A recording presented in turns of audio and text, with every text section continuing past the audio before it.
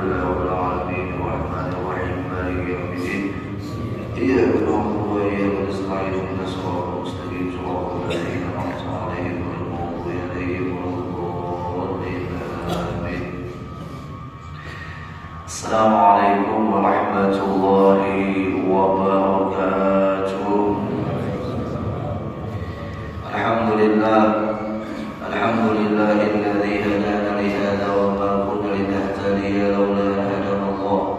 أشهد أن لا إله إلا الله وحده لا شريك له وأشهد أن سيدنا ونبينا محمدا عبده ورسوله الذي لا نبي بعده. اللهم صل وسلم على سيدنا محمد افتح باب رحمة الله عدد ما في علم الله صلاة وسلاما دائمين بدوام ملك الله وعلى آله وصحبه ومن والاه ومن تبعهم بإحسان إلى يوم القيامة. أما بعد سبحانك لا علم لنا إلا ما علمتنا إنك أنت العليم الحكيم. لا حول ولا قوة إلا بالله العلي العظيم. نوينا التعلم والتعليم والتذكر والتذكير والنفع والانتفاع والإفادة والاستفادة والحث على التمسك بكتاب الله وسنة رسول الله صلى الله عليه وسلم والدعاء إلى الهدى والدلالة على الخير بذكر وجه الأبغاض وكره وثوابه. وقال المصنف رحمه الله تعالى ونفعنا بعلومه في الدارين آمين إلى أن قال: إذا التبس عليك أمران فانظر أثقالهما على النفس فاتبعه فإنه لا يثقل عليها إلا ما كان حقا. Al-Imam Syekh Ahmad bin Muhammad bin Athaillah As-Sakandari beliau mengatakan di dalam kalam hikmahnya, idzal tabasa 'alaika amrun, apabila tersamar atau membingungkan atasmu akan dua perkara. Apabila dihadapkan kebingungan dua pilihan, fanzur athqalahuma 'ala nafsi, maka pandanglah atau ambillah daripada perkara yang paling berat menurut hawa nafsu. Apa perkara yang paling berat menurut hawa nafsu? Berat dalam melakukannya. Nah, ambil itu. Fattabi'hu, ambil atau ikuti itu. Fa innahu la yathqulu 'alaiha, maka sesungguhnya tidaklah memberatkan kepada itu hawa nafsu illa maka haqqa, kecuali adalah itu yang sebenarnya. Nah, jadi Bapak Ibu jamaah rahimakumullah, kita kadang-kadang dihadapkan dua pilihan, khususnya dalam pilihan yang sifatnya mubah. Sifatnya mubah dulu. Artinya sifat mubah ini yang mana yang terberat menurut hawa nafsu kita untuk kita melakukannya, maka itulah yang kita ambil. Kalau yang ringan jangan. Sekarang pindah kepada perkara yang wajib sama dengan yang wajib. Kita dihadapkan dua perkara yang sama kedudukannya, wajib sama dengan wajib. Contoh diantaranya, menuntut ilmu itu wajib atau tidak? Wajib. Mencari nafkah untuk anak bini wajib atau tidak? Wajib. Dihadapkan kita dua perkara wajib, yang mana yang kita pilih? Maka lihatlah yang mana yang paling berat menurut hawa nafsu yang itu yang dilakukan. Karena hawa nafsu itu tidak akan terasa berat kecuali di dalamnya ada kebenaran. Hawa nafsu itu bertolak belakang dengan hal yang benar. Lain halnya kalau perkara yang wajib dengan yang wajib yang lainnya itu ada pilihan sesuai tuntunan agama. Sesuai tuntunan agama antara wajib dengan wajib. Mana yang kita dahulukan? Apakah menurutkan hawa nafsu yang paling berat? Jawabannya tidak, selagi ada agama yang memilihkannya. Contoh, nuntut ilmu lawan pas adzan isya, ya kan, sholat isya dengan nuntut ilmu. Untuk ilmu wajib, sembahyang bisa wajib. Maka yang mana yang didahulukan? Apakah kita mengambil rumusan ini? Tidak. Rumusannya apabila ada tuntunan agama yang memilihkan, maka kita harus mengikuti itu. Lalu agama memilih akan. Ketika kita dihadapkan lagi belajaran atau bisa berlangsung, dahulukanlah nuntut ilmu, selesaikan. Kenapa? Karena di dalam perkataan Imam Al-Ghazali, al-ilmu imamul amal, wal amal tabi'uhu. Ilmu itu imamnya amal, sedangkan amal makmumnya. Jadi munnya ada perkara wajib dengan wajib, yang mana kita dahulukan. Ketika kita diberikan dua pilihan tadi, maka ambillah yang mana yang jadi imam, yang mana yang jadi makmum. Artinya yang mana yang kita dahulukan. Nah, agama mendahulukan ilmu, lanjutkan ilmu itu sampai selesai, baru laksanakan sholat isya. Bukan berarti mendahulukan ilmu lalu pada bapak berbuat. Arti mendahulukan ilmu di sini, dia lebih mengutamakan ilmu, tapi sambil beramal. Jangan mendahulukan amal sambil nuntut ilmu, terluput bahasanya. Jadi mendahulukan ilmu sambil beramal, artinya beramal itu sudah menjadi kewajiban baginya yang harus dia laksanakan. Nah, sedangkan ilmu juga kewajiban baginya untuk mensahkan daripada itu amal yang wajib. Karena kadang mungkin amal yang wajib itu bisa diterima tanpa ilmu. Sehebat apapun gerakan sembahyangnya, menyatakan ilmunya, maka ditolak dan tidak diterima. Fakullu man bi ghairi ilmin ya'malu 'amaluhu mardudatun la tuqbalu. Setiap amal tanpa ilmu maka amalnya ditolak dan tidak diterima. Menurut rasa nafsu kita, umpama adalah bujuh dawiyat kita berilmu, beramal tanpa ilmu, jelas sudah. Yang menurut nafsu kita beramal itu adalah lebih utama ketimbang ilmu, jelas sudah salah. Ya. Karena tuntunannya, andai saja kalau beratnya di ilmu, kalau beratnya di amal, ringannya di ilmu. Kalau mengambil rumusannya, ambil yang berat kan, menghawa nafsu. Tapi tuntunan agama sudah ada menunjukkan bahwa ini yang didahulukan. Contoh lagi, apabila yang sunnah dihadapkan dengan yang wajib, jelas sudahlah menurut hukum asalnya wajib didahulukan pada yang sunnah. Ini ada perkara yang mubah dihadapkan dengan yang wajib, tapi malah didahulukan yang mubah. Apakah itu? Ini apa? Bila khutimal ma'asya, kata Nabi, apabila sudah dihadirkan makanan malam, fabda'u bih, maka mulai dulu makan malamnya. Qabla an tusallu, sebelum kamu melaksanakan itu sembahyang. Ya kan? Ini hadisnya riwayat Imam Bukhari dan juga dalam kitab Sahih Muslim, di mana Nabi mengatakan kepada sahabat sudah melihat makanan sudah siap, adzan Isya berlangsung, makan dulu ya Nabi.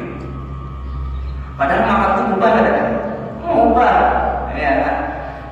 Dihadapkan dengan yang wajib.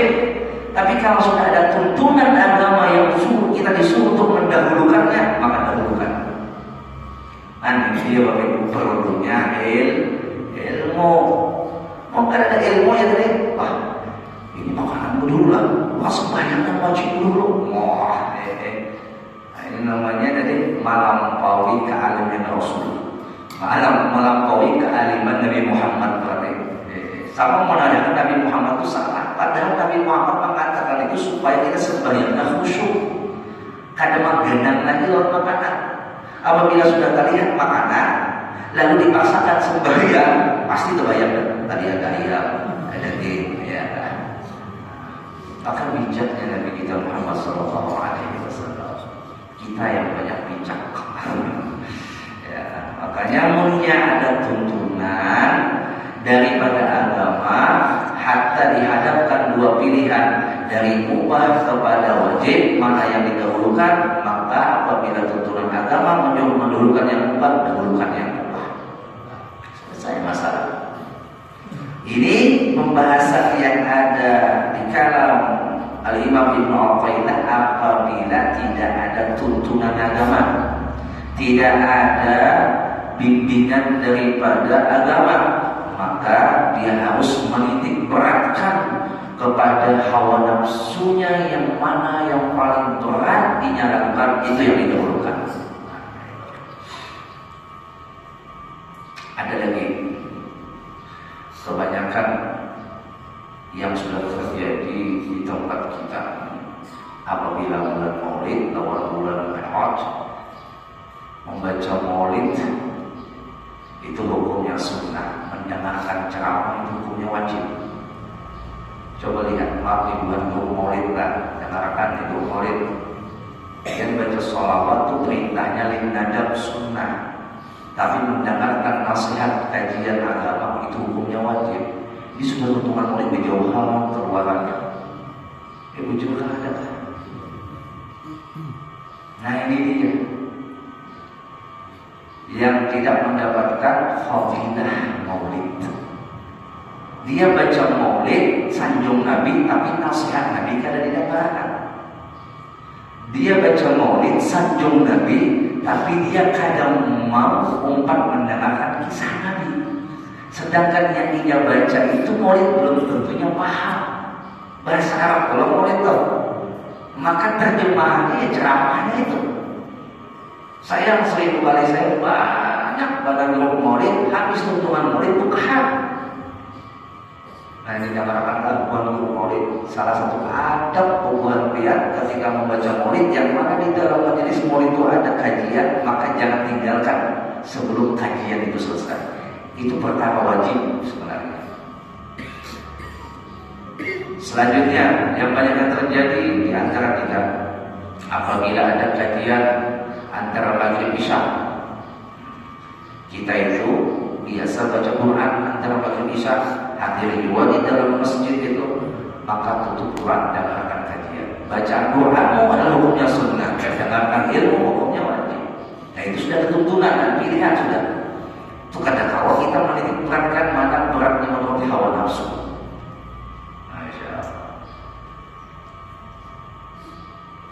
Ada lagi ketika menjelang berbuka puasa atau sudah waktu berbuka puasa, dan Allahu Akbar, si muadzin kada minum langsung azan. Salah itu, minum dulu, hanya azan. Ya,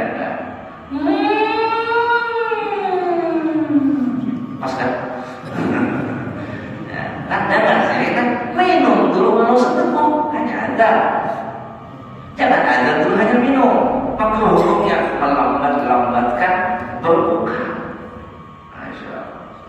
Nah itu ada tuntunan sudah, ada aturan sudah yang diatur oleh agama. Jadi kita dahulukan sesuai aturan itu.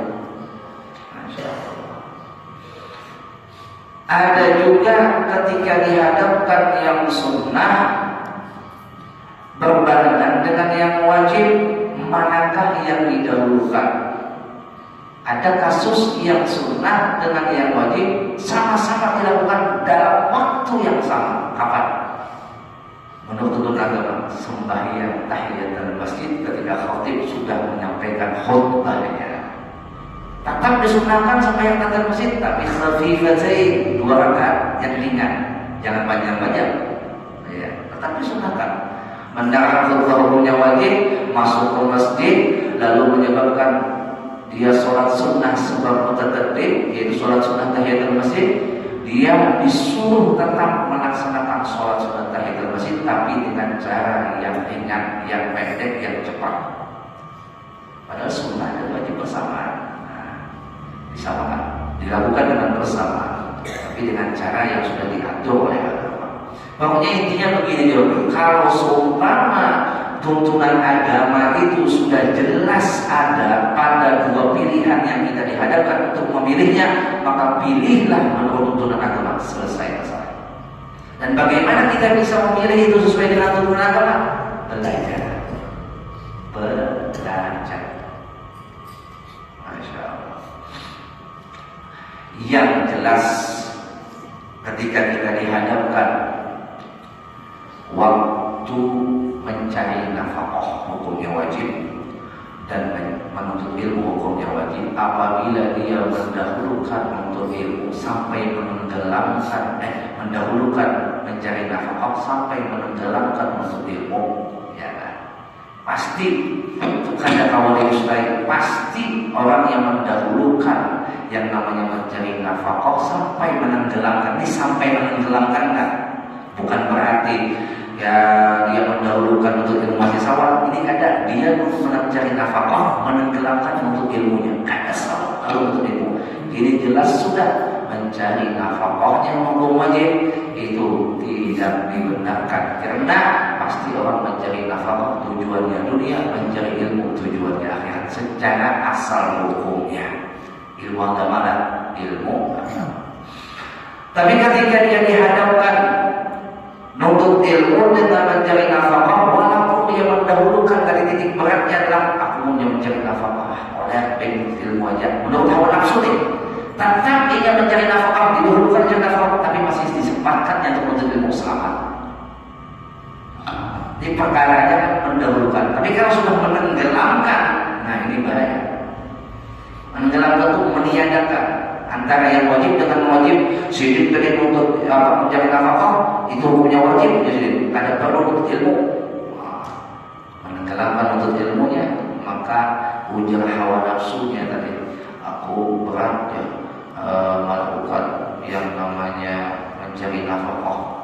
Maka mencari nafkah aja sudah ujarnya dari nafkah sampai kada ilmu, maka itu salah besar. Pasti dengan dia beratnya mencari nafkah dia laksanakan itu nafkah bisa ringan full, tapi dengan ilmu belum hawa nafsunya ringan kada dilakukan aneh-aneh. Jadinya nih berat pada melakukan yang namanya mencari nafkah, berat hawa nafsunya, tapi yang hawa full setiap hari. Sedangkan ujarnya tadi menurut hawa nafsu ringan untuk mencari, tapi kada sempat kan aneh. Maka ini bohong sudah, dusta bagi dirinya, dustai dirinya seorang. Setiap yang berat, maka cara melakukannya pun kada sebanyak dengan yang ringan. Karena itu, kayak mungkin coba angkat yang satu berat, yang satu ringan, pasti bawaannya banyak yang ringan, kantongannya nih. Satu kantong berat, satu kantong halus ringan, banyak yang ringan kantongannya. Seperti itulah logikanya. Artinya umumnya orang itu mengatakan aku jauh pilih mencari nafkah karena aku jauh dulu yang mana yang paling berat menurut hawa nafsu itu yang dibenarkan, itu yang diutamakan. Akhirnya cari nafkah aja, ada perlu untuk ilmu. Maka jawaban seperti ini kada masuk akal. Kalau memang berat menurut hawa nafsumu, lalu kau paksakan mencari nafkah yang ringan kau tidak sempatkan, itu kada masuk akal. Seberat-beratnya umpama pian melakukan seringan-ringan dan seberat-beratnya pian melakukan yang namanya mencari nafkah, dengan adanya yang ringan pasti pian akan menyempatkan gawian yang ringan. Karena bakal menenggelamkan. Berarti munya seumpama ini yang mengatakan seperti itu, jangan-jangan terbalik, cumannya salah memilih. Himung ringan hawa nafsunya mencari nafkah, tapi berat untuk mencari ilmu. Kenapa? Ada sempat lalu kayak aneh. Kalau memang ringan pasti sempat. Kalau memang mudah pasti sempat. Nah, jadi kalau memang itu keputusan yang ada di dalam nafsu yang berat untuk dipaksakan itu. Bapak Ibu jamaah rahimakumullah wa a'adzakumullah. Nah, di bawah itu ada sambungannya. Min alamati ittiba'il hawa an-musa'atu ila nawafil khairat wa taqasulu 'anil qiyam bil wajibat. Di antara tanda orang itu mengikut hawa nafsunya, dia lebih cepat, lebih menyegerakan, lebih mengutamakan menggawi kesunahan ketimbang yang namanya kewajiban. Malas melawan kewajiban. Nah, ini juga harus kita pukul diri kita. Maaf, sudah urusan kesunahan wajib, sudah urusan wajib ada yang turunnya. Gimana tuh? Sembahyang wajib 5 waktu, khususnya pemuda-pemudi mengumpulkan baca maulid itu hukumnya sunnah. Jangan sampai gara-gara baca maulid sembahyang biar tinggalkan. Pengalaman baca maulid bukannya dilarang baca maulid, ada. Jangan sampai gara-gara baca maulid lalu biar alasan ini jangan gara-gara baca maulid aku jadi talandau, aku jadi Ada persebaya, aku jadi meninggal persebaya. Itu sama pian madahkan lawan Allah. Ya Allah, nah gara-gara lu memuji kekasih pian, lu kada sampai lagi nyembah pian. Kan itu bahasanya. Nah, jadi mungkin kita dihadapkan perkara sunnah dengan wajib yang tidak ada turunan yang mana kita harus dahulukan oleh agama itu tidak ada turunannya, maka kita titik beratkan adalah yang wajib diutamakan. Nah, yang wajib diutamakan. Makanya tadi perlunya hubungan kita ketika baca maulid itu adanya kajian. Atau paling tidak yang mungkin baca maulid itu memberikan nasihat setelah baca maulidnya tentang masalah hal-hal yang wajib, agar anak-anak kita yang baca maulid bukan hanya sekedar memuji Nabi Muhammad, tapi ujung-ujung menjalankan wasiat Nabi Muhammad. Ujung-ujung menjalankan wasiat Nabi Muhammad. Kayak orang sebelah, aku jadi orang sebelah kan.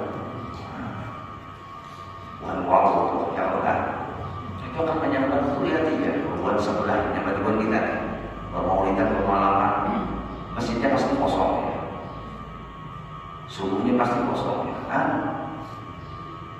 Kira-kira buahnya itu menyebabkan salah kita. Kalau kita memang ada bermaulidan, jaga wajib-wajiban kita, jangan hanya bermaulidan tapi sembahyang ditinggalkan. Silakan biar ada pemaulidan kali dilarang, bagus anak-anak itu pemaulidan cuma dimasukkan. Yang namanya kewajiban lebih wajib diutamakan. Kalau wujud ikam sayang dengan Nabi Muhammad, jangan tinggalkan kewajiban. Sayang dengan Nabi Muhammad itu keutamaan, disayangi Nabi Muhammad itu keistimewaan. Masya Allah. Kita harus sayang dengan Nabi Muhammad itu sudah, apalagi pun disayangi Nabi Muhammad itu istimewa kita. Nah, Bapak Ibu jamaah rahimakumullah wa azabakumullah. Umpama lagi ketika kita dihadapkan yang namanya sedekah. Di banyak juga kejadian di wadah kita sedekah. Berdahulu membagi kurang jauh, kurang parah kaya diberi, maka jelas sudah itu menyalahi aturan agama. Kalau dihadapkan biar hendak berbagi duit dengan orang jauh dan dengan orang dekat, maka dahulukan orang dekat. Contoh orang dekat adalah keluarga kita. Jangan pian menyedekahi orang anak bini kelaparan, dosa. Pian memberi makan orang anak bini kada pian beri makan itu dosa. Ustaz, bersedekah supaya mancingnya dapat rezeki banyak, biar anak bini nyaman makannya. Yang tahu yakin sedekah itu menambahkan rezeki. Wujud keyakinan pian itu ada salah. Tapi sayang, kalau anak bini pian kelaparan, maka tetap kewajiban pian itu yang tidak pian tunaikan akan dipertanggungjawabkan.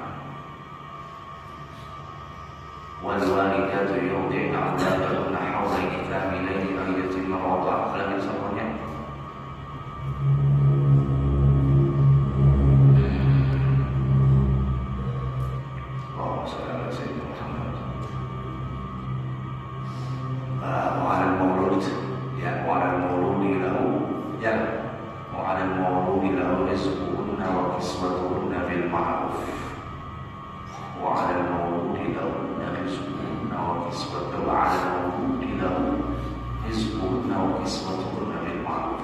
Dan atas orang tua.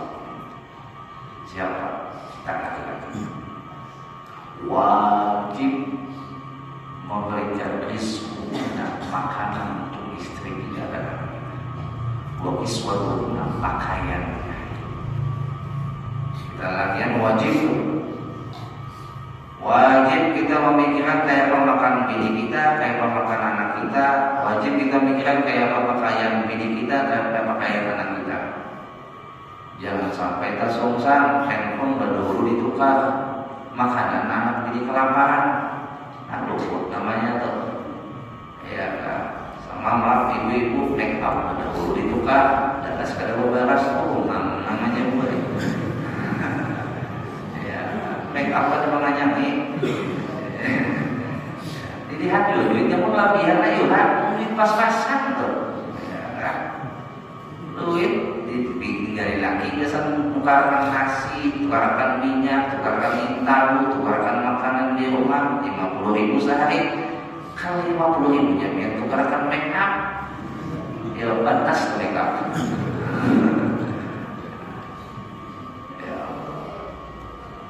Nah, itu juga ya, dapat duit ya kan, pikirkan juga. Nah, ini gak makan anak berapa, gak makan bini berapa, kan tidak bisa kan dia sama merokok, sama kan yang merokok. Pikirkan begini, masa anak pian makan rokok? Ya Allah, jangan sampai kita tak umpati gaya egoisme. Apa egoisme? Hidup mengandalkan gaya hidup diutamakan, kebutuhan hidup dikesampingkan, hingga akhirnya menyiksa dirinya sholat. Ya. Nah, jadi ukurannya, umumnya kita dihadapkan tadi kembali kepada masalah pada pembahasan pada subuh ini. Umumnya kita dihadapkan dengan dua perkara yang tidak ada kebetulan agama untuk memilihnya. Yang katakan kembalikan kepada hawa nafsu yang mana yang paling berat yang dia lakukan itu. Yang pertama, karena dalam sabda Nabi Sallallahu Alaihi Wasallam disebutkan huffatin nar bisyahwat wa huffatil jannah bil makarih. Itu di dalam hadis Nabi, yang menyelimuti daripada syahwat, neraka itulah selimutnya adalah syahwat. Nah, sedangkan surga selimutnya adalah sesuatu yang tidak disenangi nafsu. Jadi sesuatu yang tidak disenangi nafsu itu surga. Sesuatu yang dikatui nafsu itu neraka. Itu asalnya nafsu. Membiar tuh kalau menahan nafsu, biar dapat yang namanya khariqul adah. Ini amalan orang yang biasa tirakat. Takuni hubungan petapa. Di antara mereka supaya mendapatkan ilmu sakti mandraguna adalah mereka melawan hawa nafsunya. Karena makan pun nasi putih lebih wak. Jauh dari keramaian, jauh daripada pesona dunia.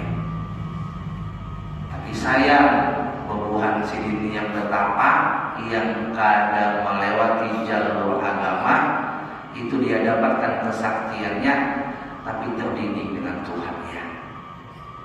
Kita disuruh untuk melatih hawa nafsu, bukan untuk mendapatkan kesaktian mandraguna, tapi supaya tambah dekat dengan Allah yang bisa saja memberikan kita kesaktian mandraguna, tapi pemberian Allah dengan ridhonya. Ada mereka pemberian Allah dengan murkanya. Alhamdulillah.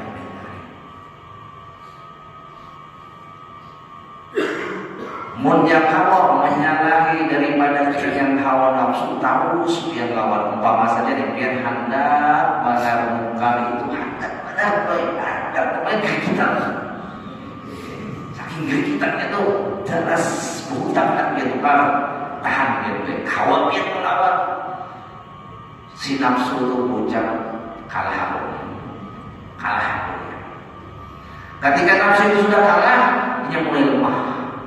Tapi sebenarnya kalau yang turun nafsu itu makin menjadi sampai ke Tuhan menjadi itu nafsu.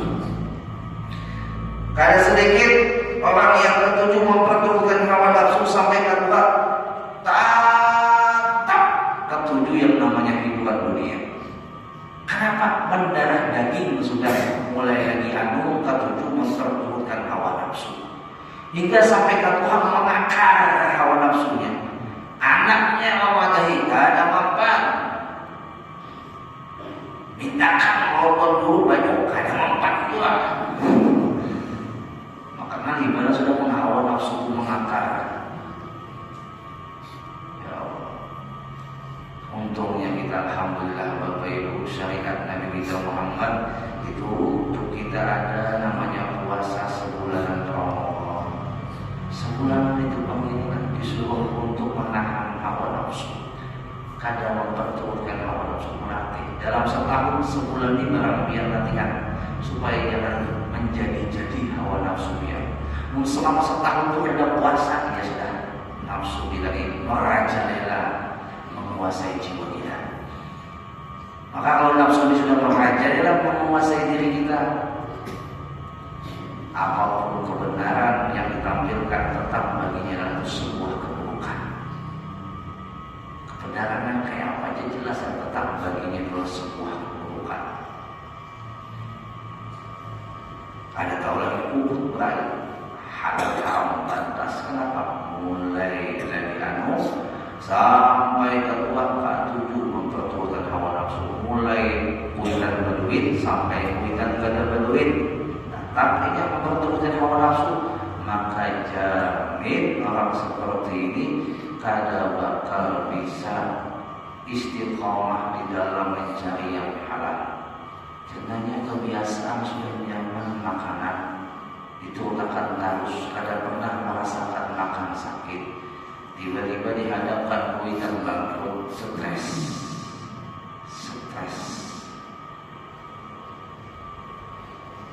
Mondok kada subah, sesugi-sugi orang, mau anaknya di pondokan masih anaknya itu merasakan kayak sakitnya berpisah dengan kuitan. Itu satu dulu. 2, sakit yang namanya makanan di pondok karena kadang kamu memilih. Kalau di rumah mau milih, mau di pondok kadang mau milih. Coba dia pilih, usir orang di pondok. Ya, bis itu pulang, gurih, kadang mau milih kamar ditentukan orang. Ya kau pilih, aku ada kawan-kawan itu dia pilih, ada kamar. Dipilih yang mau kan kamar Usman dong, kan? Sampai berapa tahun, hanya kita pergantian kamar, hanya pindah pulang.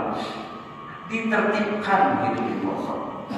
Itu masih ada harapan, walaupun dia ada orang sugih, maka dia masih bisa mengontrol ketika kenyamanan ampun abahnya itu hilang, dia masih hawa kontrol karena sudah biasa sakit. Makanya lupa biasakan anak kita itu sakit, bukan kita hendak menyuruhnya sakit. Belum suapang pula komentar lawan orang Buya itu kenapa yang dimandang lo di pondok yang sakit-sakit. Padahal pondok modern banyak. Bayangkan dia anak di Kudus di negara kan ada nyamuk di pondok deh. Di Kudus tuh yang masya Allah tabarakallah dan Allah menyifatkan orang untungnya yang meninggal dunia sudah. Sidin saking ibanya melihat pondok kami di Kudus itu sampai mengeluarkan duit 5 juta dasar membangun asrama. Apa asrama kami di Kudus itu kamarnya cuma bata kesusun, lantainya tanah, lalu ditutupi dengan hambal. Munya hujan basah, nyamuknya simbololan.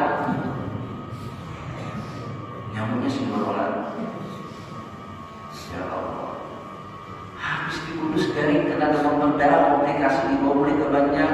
Nak pindah ke pondok nyaman, ada juga pindah sini ke pondok negara, padahal nyamuk lagi di negara musim nyamuk itu dibagi besok ini orang negara, nanti orang negara, kada bertapak lagi nyamuk tak habis kita.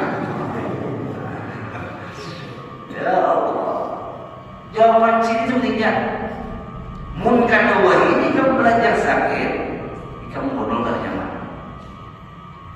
Orang biasa kering di lantai dapatnya di tilam nyenyak, tapi orang yang biasa dulu di tilam dapatnya di lantai sakitan awak. Orang biasa makan iwak asin dijulungi ayam, wah syukur. Tapi orang terbiasa makan ayam dijulungi iwak asin, stres. Ini ibu yang rahimahullah wa azza wa jalla. benar apa yang dikatakan di dalam surah Al-Insyirah, inna ma'al usri yusra. Sesungguhnya kesulitan itu yang akan membersamainya adalah kemudahan. 2 kali Allah sebutkan kemudahan, 1 kali Allah sebutkan kesulitan. Kalau kesulitan yang satu ini bisa terlewati, maka 2 kemudahan akan Allah berikan. Kemudahan di dunia dan kemudahan di akhirat. Asal siap sakit. Nah, insyaallah di situ baru terasa pondok nyaman ya. Nah, hanya terasa pondok nyaman pas ditarik. Masya Allah.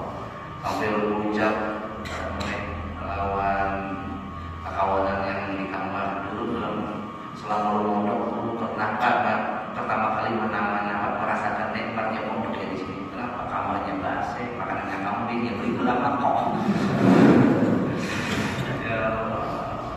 Kalau didengar terus camping hilang dekil kawan. Itulah Bapak Ibu jamaah yang Allah taala. Inna ma'al usri yusra. Insyaallah itu sesuai dengan dijanjikan oleh Allah kepada kita. Insyaallah bersakit-sakit dahulu, bersenang-senang kemudian. Nah, sebelum menutup kajian ini, saya sampaikan bahwa insyaallah Ahad akan datang kita libur dulu karena Ahad akan datang pengantinan adik ulun. Jadi perkawinan sekaligus menikah. Jadi perataan undang ya. Jadi pengajiannya libur, tapi sahabat yang sana. Ini acaranya mulai jam 7:30 sesuk-suk. Kenapa pernikahannya hari itu juga? Jadi pernikahan, ya kayak orang juga berserahan kisahnya setelah halal, besoknya dikatakan jam 2 selesai insyaallah. Lalu salawat sampai pengantin siup. Nah, jadi acaranya insyaallah diadakan di gedung 232 Waterboom Pak 11. Nah, di gedung 232 Waterboom biasa yang dipakai oleh majelis Ayahanda Guru Bakhit. Setiap bulan kan di Waterboom di situ. Jadi majelis yang di sini dipakai itu dijadikan tempat acara pernikahan dan perkawinan nanti dulu. Anak aku yang paling beruntung yang dulu sempat dikawinkan Sidin. Nah, biar telah hadir di acara pernikahannya, biar semua jadi saksi pernikahannya. Nah, insyaallah jadi pernikahannya bersama 8. Insyaallah sama 8. Jadi udah berkatakanlah minggu dulu deh. Nah, jadi istirahat dulu lah, dari doang. Ndak perlu suruh adik lu sibuk juga. Dan hari ini diundang di mana?